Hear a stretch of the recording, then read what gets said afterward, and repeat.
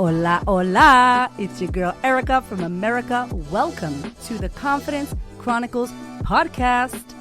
This podcast is all about helping you stand in who you are. Stop giving a fuck what people think about you. Start standing as your fully expressed self. As you are, queen, as is. There is no filter needed. You are fucking awesome. And I am here to remind you.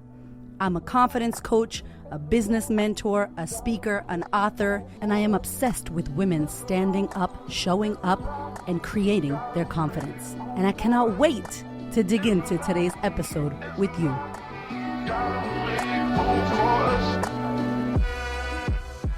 Hello, my friend. Welcome to the podcast.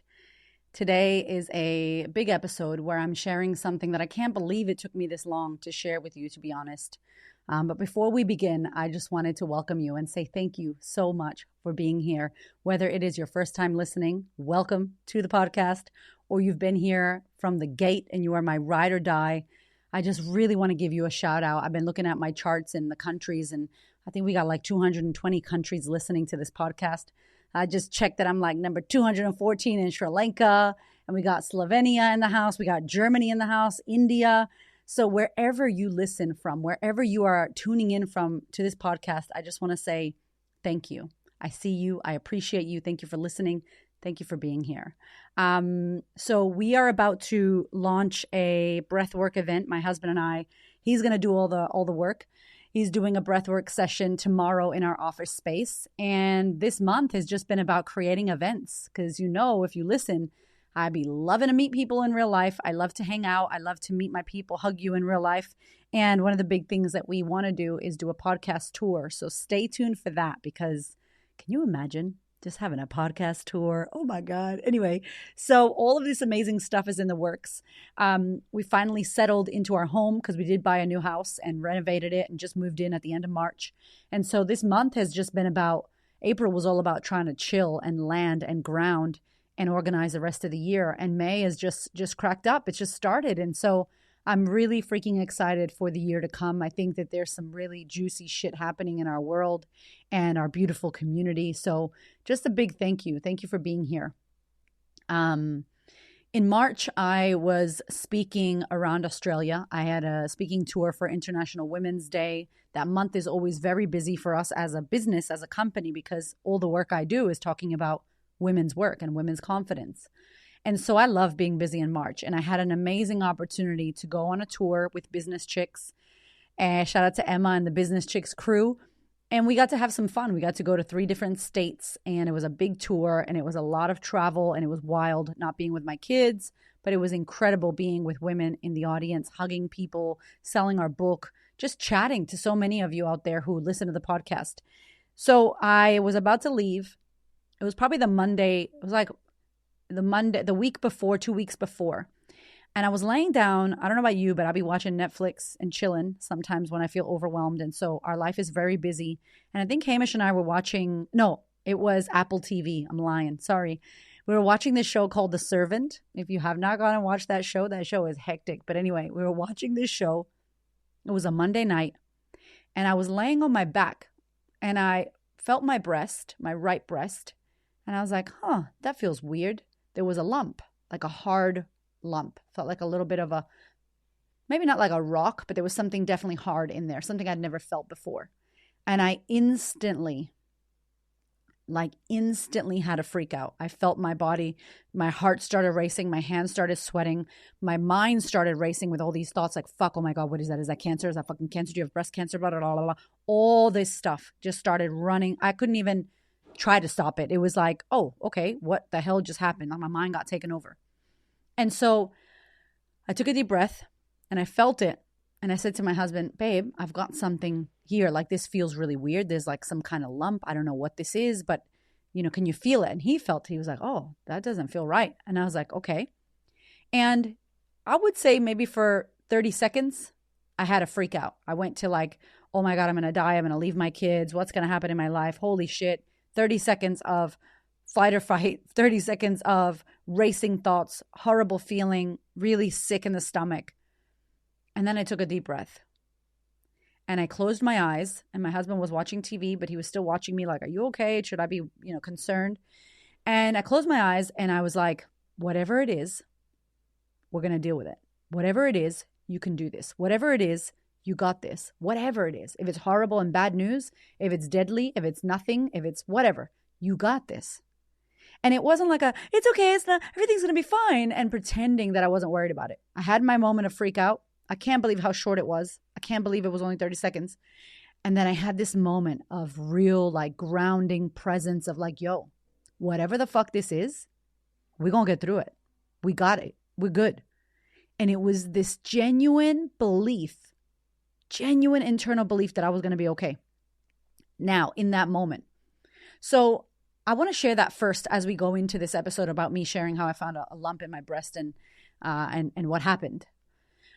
And why it took me so long to share, I don't even know. I don't even know why it took me so long. I should have shared this before in the podcast. My apologies. But I realized that I hadn't shared this. And it's important because I know that many of us out there listening will either get hit with breast cancer, have somebody that we know has some kind of cancer, and it's very scary. It is very scary to believe or think or have a scare or have a fear that something is going to happen to you, that you're going to lose your life, leave your kids behind, any of that stuff. So I just want to acknowledge anybody listening that's been through this themselves or know somebody who got lost to an illness or cancer. So this term in school, I'm studying, I'm getting a bachelor's degree in psychotherapy as we speak. I am on a break and I'm loving having my break. I'm not even going to lie. It's been great. And I love to study. I love to learn. And so in this term, it's been very nurturing. This term has been all about silence and presence and the felt sense and going internal and really finding out what's there and feeling your emotions. And I fucking don't do that enough. I don't do quiet enough. I don't do silence enough. I definitely feel my feels and cry a lot. But I am not like a silent, quiet yin person. I'm yang as fuck. Y'all know this, right? So I really love this term. This term felt like every day when I went to school, every week when I went to school, it felt like a self-care day. And what I had been learning about presence and about this beautiful Aboriginal term called dadiri. And dadiri is all about like silence and stillness and not speaking and not acting, but just waiting and listening. Waiting and listening and hearing before you do something. And it's an indigenous thing that the Australian people said. It's a gift to the Australian people from the Aboriginal people. And it's a thing that I've now wrapped into my whole world. And I just give so much love to because of how impactful it's been for me. We do it at our retreats. Dadiri is, next level. So I'll link it in the show notes so you can go and watch this really beautiful YouTube video on it if you're interested. But it's a concept that I didn't know much about. I was like, what do you mean stillness and quiet and not taking action? And I'm an action taker. I'm a doer. I'm a let's go right now. You tell me, we're doing it, right? Like I'm like I did it already. I'm that kind of person. My husband laughs because I take action quick. I don't like to let shit linger. So this happened. I felt this and I was like, shit. I took my 30 seconds and then I closed my eyes and I put my hand on my heart and it was like, yo, baby, whatever this is, you got this. And you don't know what it is.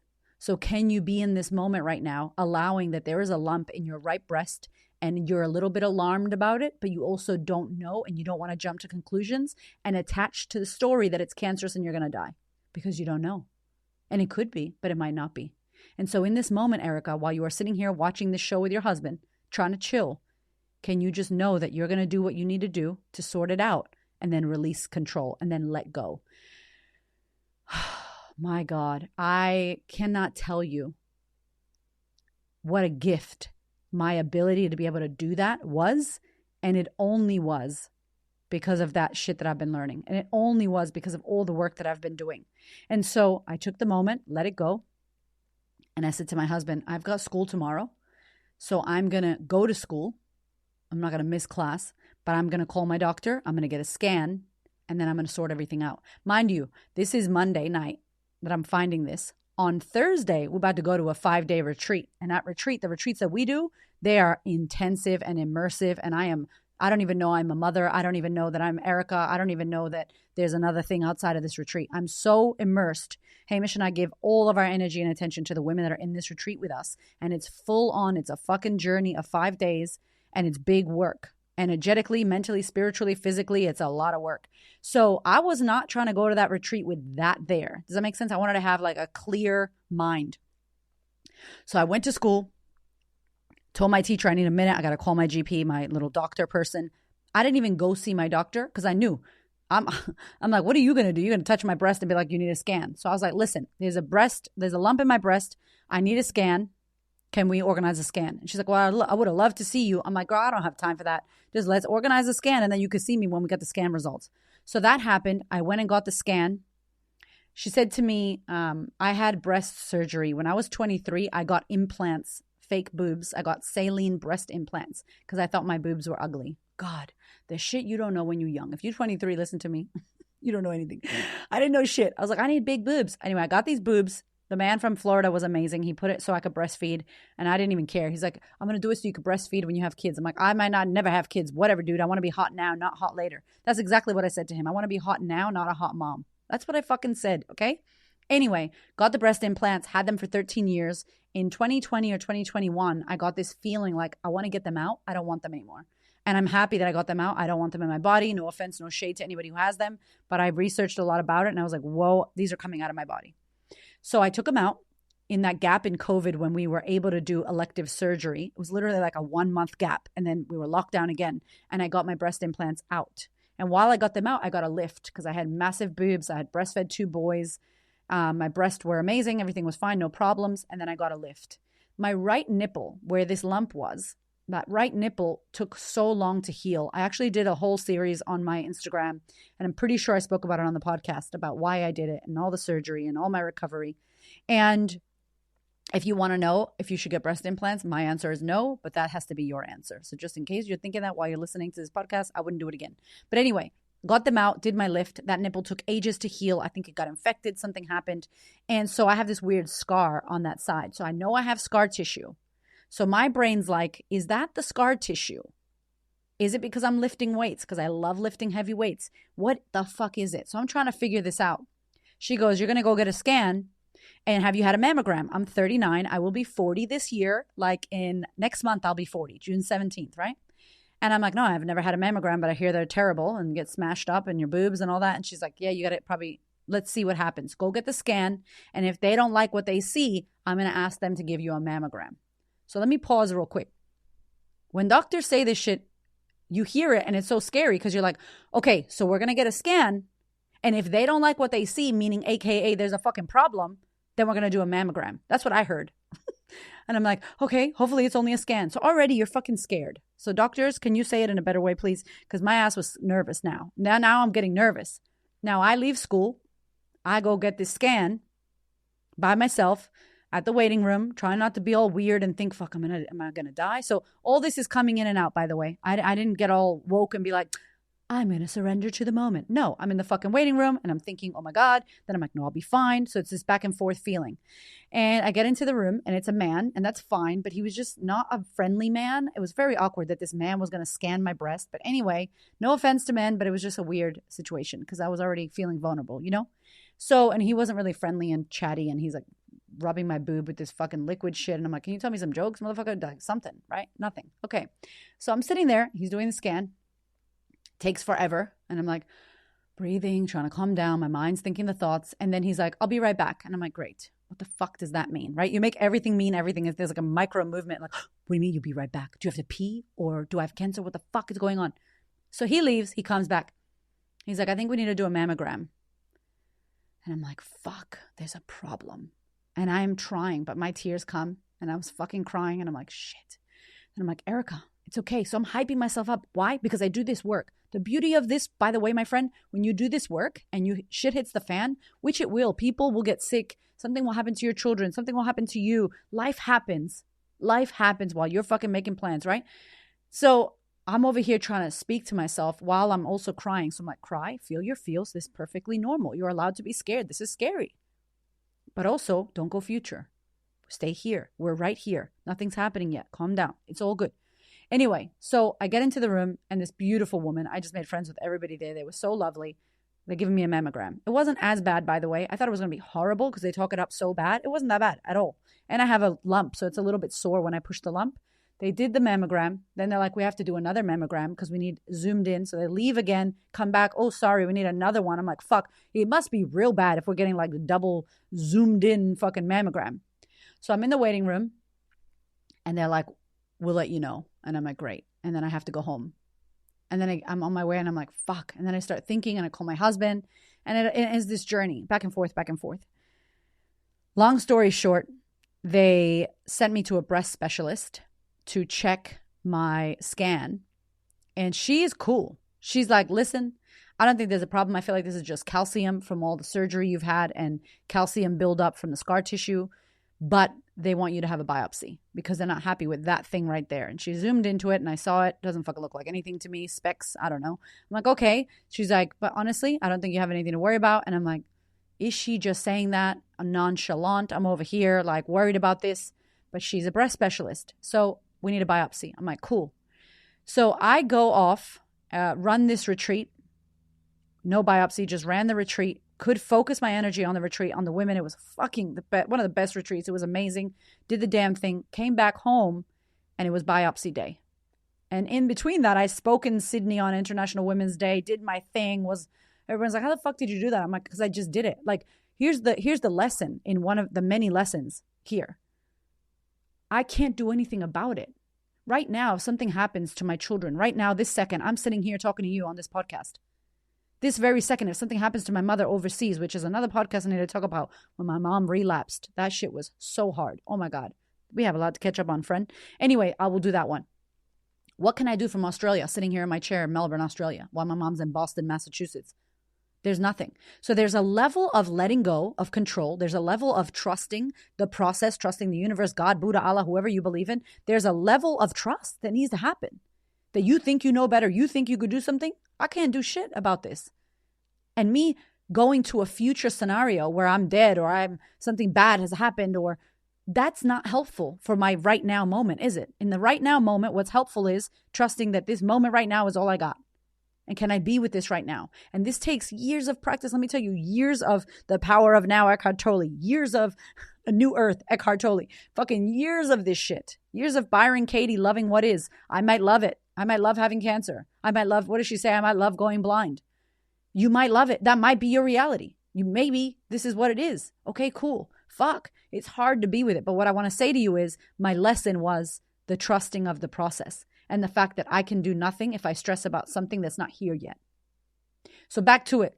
Here we are. We do this mammogram. I speak on stage at Business Chicks. Was amazing. Was fucking great. Get back home. It's now biopsy day. And I said to Hamish, you got to take me because I had a biopsy in my vagina. Inside of my vagina, they put a thing and they took a piece of meat out, like a fucking biopsy. Okay? Now, wasn't the biopsy that was a problem. It was that you have to get a needle to numb the area. So somebody shot me inside of my vagina with a needle. Like that right there, like the lady, when I told the lady that for the biopsy, she was like, and you were awake? And I was like, yeah. She was like, that should have never happened. I was young. I was like 20. Gio had just died. My husband had just passed away. And I got lichen sclerosis, which is an autoimmune skin condition. And I didn't know what the fuck it was. And my dermatologist and her 5 nurses held me down, did that, and then told me that I have lichen sclerosis. So I had a little bit of post-traumatic stress from a fucking biopsy. And I know it wasn't my vagina. My boob is different. But I still felt it. I still felt that like, holy shit. So I get there. They hold space for me. They are lovely. They are like, yo, shout out to all of those nurses who do this work because their families have been impacted by breast cancer. And they do this work to help women like myself. I'm sitting there. They numb me. They put the needle, this crazy machine. My boob was in a hole on this machine. It was crazy. The nurse was holding my hand, rubbing my back. You okay, baby? I'm good. She was so lovely. It was amazing. Fine, all done. They took out all this breast tissue and then they left me with this titanium implant in my breast so that in the future, if they need to see where they've done a biopsy, they have a tracker basically. And I have titanium all through my body because of my car accident. So I'm a fucking bionic woman over here. So I'm like, cool, finished it. Hamish was there. My husband took me. Now that's the real deal. Like you have a piece of this lump. You're going to go send it off. And I'm about to hear some news. So I left. I'm like, when the fuck am I going to know? Because I want to know already. This is now 2-3 weeks. This is 3 weeks from when I found the lump all the way till the biopsy day. And this is the shit that you're holding space. Can you imagine if I didn't do this work? Can you imagine if I was living in the future, that bad thing that was going to happen? What the fuck kind of person would I be for 3 weeks? stressed, anxious. I would have probably fucking been constipated or had anxiety or broken out in hives. How would I have been mothering with that? How would I have shown up for my clients or at work like that? How would I be showing up for my physical health? How would I be eating? Would I be drinking? These are the things that everyday people go through. And if they're not doing the work on themselves, this is the way that we react. We drink alcohol, we numb out, we scroll, we fucking are angry, we're short, we're snappy, where our body is in high stress mode. Thank God that I do this work. And for those 3 weeks, I had this process of letting go and allowing. And it was work. Don't get me wrong. It's not like it was easy for me to be like, oh, well, maybe it's cancer, maybe it's not. Anyway, live my life. No, shit was hard. I had moments, right? But here I am now. We do this thing. I got to take my kids to swimming, right? My kids got to swim. We're at survival swimming. This is the fucking, it makes me get emotional because this shit did scare me. Like getting the call. I hate that it was a call. And I was at swimming and it smells like fucking chlorine and humidity and hotness. And I'm sitting at the table and SpongeBob SquarePants is playing on the TV and my kids are swimming and other kids running around and I'm at fucking swimming and they call me. And she's like, hi, I've got your results here, I think. Let me just, and I'm like, what do you mean think? Like, what the fuck? Are you going to tell me right now or what? And I'm staring at the TV watching SpongeBob SquarePants and I'm like, am I about to get told that I have fucking cancer? And this is it. I watch him fucking SpongeBob. It was one of those moments. And if you've had a moment like that, you know how that feels. Where you're like, is this for real? Is this it right here? And the woman's like, oh, sorry, 1 second. I don't have to. And I'm like, yo, this bitch, she's like, hurry the fuck up. And she goes, we can't give you the full results, but we have everything. And we got the calcium deposit and we got what we needed. We've made an appointment with your GP so she can give you the full results. And I'm just like, when? Are you kidding me? It's now 3.5 weeks in and I still don't know. I'm walking around with cancer or without it. What the fuck is this lump? And I just was like so scared in that moment that I was going to hear something while I was at the swimming, SpongeBob SquarePants, and I'm just sitting here in this hot, sweaty, fucking chlorine-filled space to not get the news. So, more speaking gigs. I kept going on my tour, my national tour. I'm like, fuck it, I'm doing this. I had to pause that and go, cool, I have to keep living. I can't hold space for that anymore. So I just kept doing what I was doing. My doctor rang me while I was away to tell me, hey, Erica, she left me a voicemail. Now, I didn't get the voicemail because I had an appointment with her when everything finished. And I was like, I don't know about you, but I'm like, fuck it. Let's tell me at the end. Let me do what I'm doing here. Let me go. So I went to see her. I'm in the waiting room with Hamish. I'm crying. And then I'm like, I'm okay. And then tears come. And then I'm like, I'm okay. He's like, baby, you okay? I was like, I'm okay. Whatever it is, we're good, right? He's like, we're good. I sit down. She's like, hey, did you get my message? And I was like, no. You left me a message? She's like, yeah, I left you a message. I didn't want you to stress about it while you were out speaking and doing all your things. It's all good. It's calcium deposit.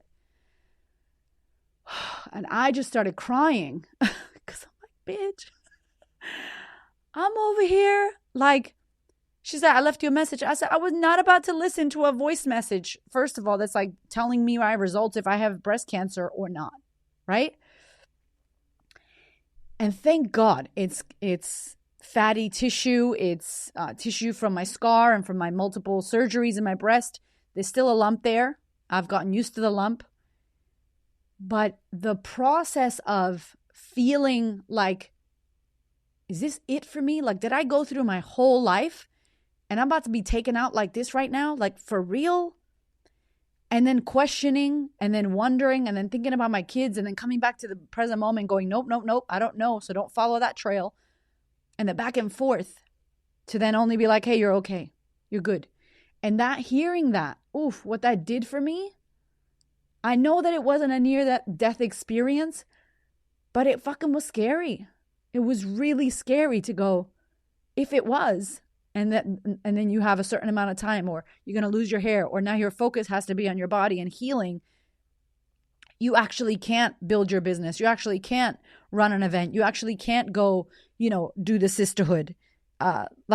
You actually can't run this event. And I was like, fuck, what? Like, it was such a moment. It was such a slap in the face. It was such a wake-up call for me. And I was like, okay, thank you. Thank you that I still have time. Thank you that I'm actually okay. And then I love, like, I see a shamanic healer, and he's a dear friend of mine, and my husband does shamanic healing. And he says, and I believe this, that everything is energy. Everything is energy. And so he's like, this is the right side of my body. And I always have stuff with my right side. And the right side is the masculine. It represents the doing and the action and the go, go, go. And the masculine energy. Not a man, masculine energy. The feminine energy is the left side. It's like slow and calm and nature. And, you know, I'm always in the hustle. Go, go, go, go. Like I'm hard. Like my shit is going slower. But that's what my right side is it. And so I had an issue with my right knee, and then I had this lump on the right side. And I went to look, I'll link this in the show notes because it's, if you like this kind of shit. If you don't worry about it. But alchemyofhealing.com, Louise Hayes, rest in peace, beautiful woman from Hay House. You can heal your life. And she's got these causes of symptoms according to her. And according to, it's not even her, it's according to the body. And listen to what breast is, okay? And everybody who knows me, you're going to laugh. And if you don't know me, and this is for you, like if this is you, like this is, when I read this, I was like, whoa, okay. So breast represents mothering and nurturing and nourishment. So do you nourish yourself? Are you nurturing to yourself? Are you mothering self? Like that care of self. A cyst or a lump, a refusal to nourish the self. Putting everyone else first, over mothering, over protection, overbearing attitudes. When I showed this to my clients in the sisterhood program, they were like, wow. And I was like, wow, what is this lesson? What is this that's coming up? So I could look at it as like, poor me, life hates me, I don't deserve this. Why does this always happen to me? I almost died. This was horrible. You don't understand how bad it was for me. Or, and that's one way, and all power to you. Or we could go, where is this coming from? What is this trying to teach me? What is this trying to tell me? And even, I'm telling you, I don't have cancer, but even if it was cancer, I would have got to that place at some point of like, okay, what is this here for? What is the message? What is the gift? There has to be a gift. All of the fucked up shit that I've been through, all of the fucked up shit that you've been through has always, if you look back and you can see, there has always been something positive, a gift, a lesson, something that's come out of it that supported you. If you allow yourself to go back and look at it and claim the lesson and claim the gift in the shit, it is there. And so I share that with you because this experience taught me a lot. And one of the biggest things that it taught me, the biggest thing was I didn't have any fucking regrets. If that was my time, breast cancer was going to be my thing and I was going to be out. I was going to leave my kids and leave this world and leave my husband and leave my business and be done. I have done the shit that I want to do. I'm doing it right now. I'm living my fucking legacy. I'm living my life to the fullest on loudspeaker. I am plugged in. I am tuned in. I am tapped in. I am fucking going ham every day like it's my last day. I don't do anything I don't want to do. I'm not hanging out with people I want to hang out with. I'm not working in jobs that I fucking hate. I'm not in a relationship that makes me unhappy. I'm not in a body I fucking hate. I'm not in a bank account I hate. I love all this shit. I am actually creating and orchestrating my life second by second, moment by moment. Creator of my life. I will leave. My kids will know who the fuck I was. They will listen to my podcast. They will read my book. I'm nowhere near finished with my impact. Nowhere near close to the impact that I want to have on the world and the women that I want to serve. I want millions and billions of people. I'm nowhere near the end of that.